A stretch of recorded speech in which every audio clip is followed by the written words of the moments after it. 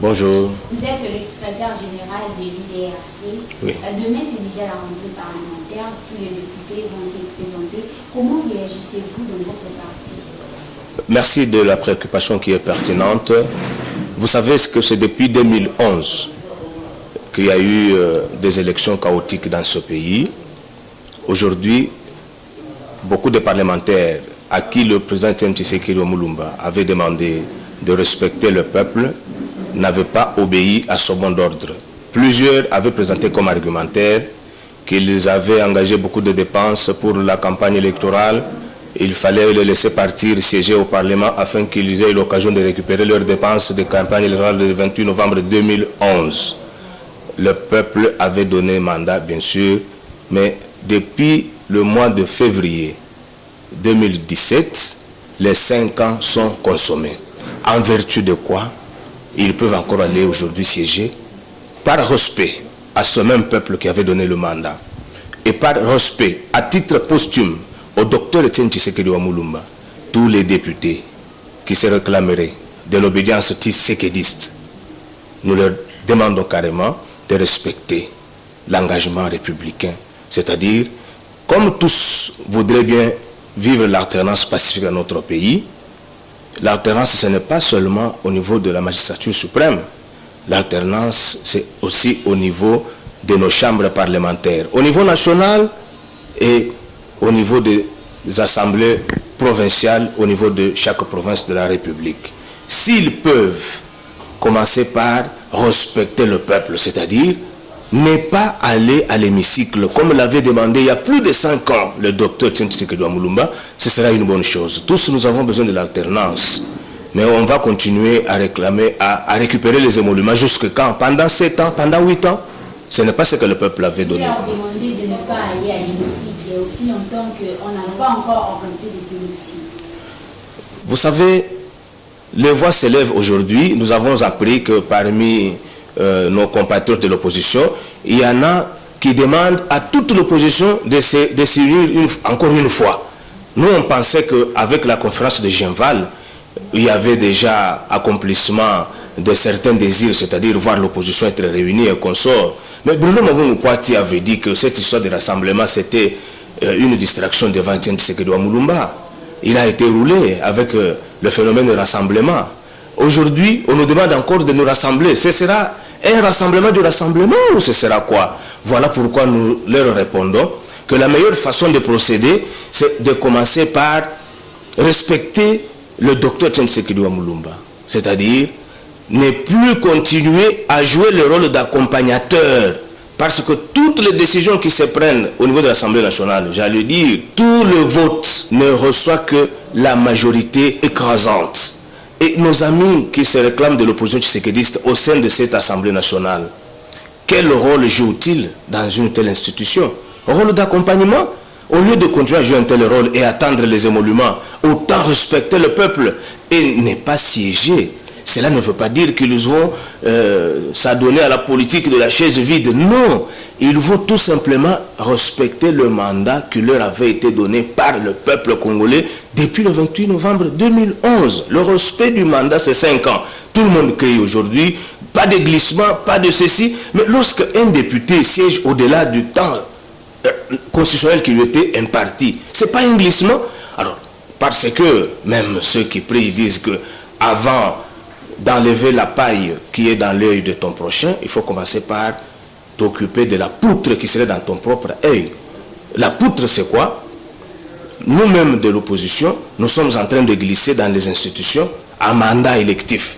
Pourquoi ne pas nous retirer de ces institutions à mandat électif et commencer à demander à ceux qui s'y accrochent de faire la même chose pour que nous puissions avoir les élections dans les meilleurs délais? Quoi de plus normal, madame? Nous sommes en plein processus électoral et puis les chefs de l'État, Joseph Kabila, demandent déjà le 3e dialogue. Qu'en pensez-vous de cela? Est-ce qu'à la fin de cette année, nous aurons des élections? Nous n'avons jamais suivi une réclamation officielle sur la tenue du 3e dialogue. Selon des sources concordantes? Oui, s'il y a des sources concordantes, voici la position de l'UDRC. Ça fait plusieurs décennies que nous sommes indépendants. notre pays n'évolue que sur base des accords politiques. Aujourd'hui, nous sommes sous l'empire de l'accord du 31 décembre 2016. Et dans pratiquement 3 mois et quelques semaines, cet accord va toucher à sa fin. C'est question d'interroger l'accord lui-même. Est-ce qu'il prévoit le mécanisme de la prolongation de cette période pour qu'il y ait des élections? La réponse ne peut être que positive. Il faut laisser aux institutions chargées par l'accord de s'occuper de cette question. Et les politiciens ne peuvent pas arrêter de se parler. Ce qui choque, c'est le mot dialogue. On convoque encore un dialogue dans une salle, que les gens commencent à discutailler, alors que nous avons un accord qui est encore en vigueur. C'est question de nous occuper de cet accord. Pas dans un dialogue, dans des contacts permanents. Les Congolais, nous devons nous parler toujours. Dans des contacts permanents, nous nous parlons, nous examinons ensemble ce qui est contenu dans l'accord de la Saint-Sylvestre.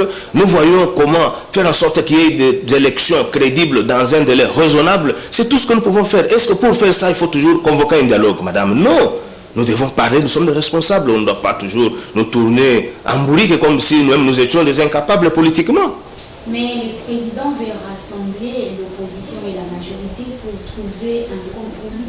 Le compromis a été déjà trouvé. Si vous allez dans le gouvernement de la République dirigé aujourd'hui par l'un des fils d'Étienne Tshisekedi Moulumba, à la personne de Bruno Tshibala, vous trouverez et les gens de l'opposition, donc rassemblement, vous trouverez les gens de la majorité présidentielle, vous trouverez les gens de la société civile dans ce gouvernement. Ce n'est pas ça l'Union nationale.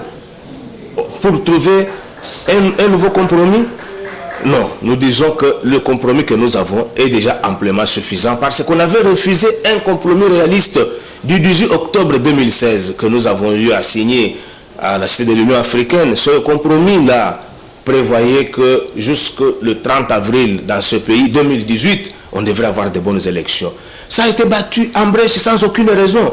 Aujourd'hui, en décembre, tous nous sentons que ce n'est pas facile d'organiser les élections le 31 décembre 2017. Mais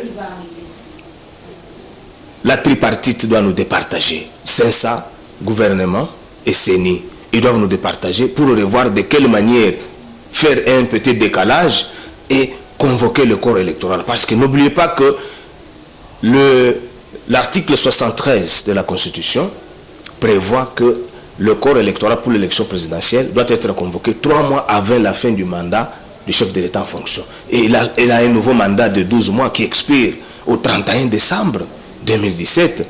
3 mois avant le 31 décembre, on doit convoquer le corps électoral. Si cela n'est pas possible, autant que ça soit fait de manière responsable, c'est-à-dire en passant par la tripartite, CENSA, gouvernement, CENI, on essaie de nous expliquer pourquoi cela ne pourra pas être possible dans 3 mois et qu'on le fasse après 3 mois. Le peuple sera d'accord, on va applaudir. Est-ce que pour faire cela, il faut toujours passer par un dialogue?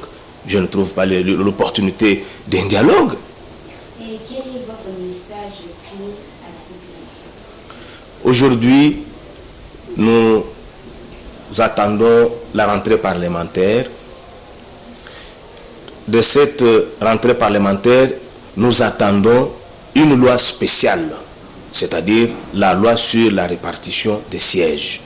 Nous voudrions que dans des provinces où on vient de commencer l'enrôlement, qu'on puisse envoyer les machines, les kits de partout où on a déjà clôturé l'enrôlement. C'est pour que cette opération ne puisse pas durer longtemps, mais dans un petit temps, avant la fin de la session parlementaire actuelle, on puisse avoir enrôlé le dernier Congolais en âge de voter. Avec ce fichier électoral, on peut passer par les chambres parlementaires pour qu'il y ait une loi sur la répartition des sièges. Avec cette loi, cap vers les élections, et je crois qu'il y aura quand même l'alternance dans ce pays de manière pacifique. C'est tout ce que nous demandons à la population, tout ce que nous demandons aux acteurs politiques congolais. Je vous remercie. C'est moi qui vous remercie, madame.